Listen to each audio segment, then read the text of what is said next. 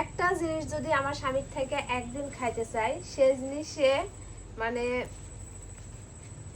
যতক্ষণ পর্যন্ত আমাদের বেরুস না হবে ততক্ষণ খাওয়াইতেই থাকবে। তো যে লাল শাক খাইতে চাচ্ছি একদিন, সে লাল শাক নিয়ে আসছিল গত হাটে, আর রান্না করে দিছি। খাইতে এতটা স্বাদ হচ্ছে যে সে আজকে আবারও লাল শাক নিয়ে চলে আসিছে, দেখেন, তাও আবার রাতের বেলা।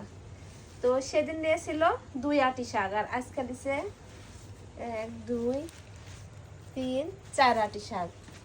আসলে লাল শাকটা আমরা সবাই অনেক পছন্দ করি, শুধু লাল শাক না, সব ধরনের শাকই কিন্তু আমরা খাইতে অনেক পছন্দ করি।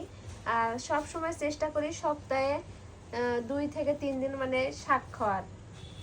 তো এই যে দেখেন আমার বাবা ডাইসা তুলে নিচে শাক। ওরে বাবা, দেখি, ওরে বাবা, আমি শাক বাসি, তুমি শাক দিয়ে ভাত খাও নি।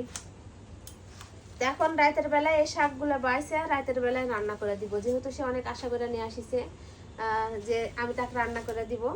তো এখন এই শাকগুলো বাইছে, এখনই টাটকা টাটকাই রান্না করে দিব। আব্বু যাও, তুমি ওইদিকে খেলা করো, আমি শাকগুলো বেছে নিয়ে যাও।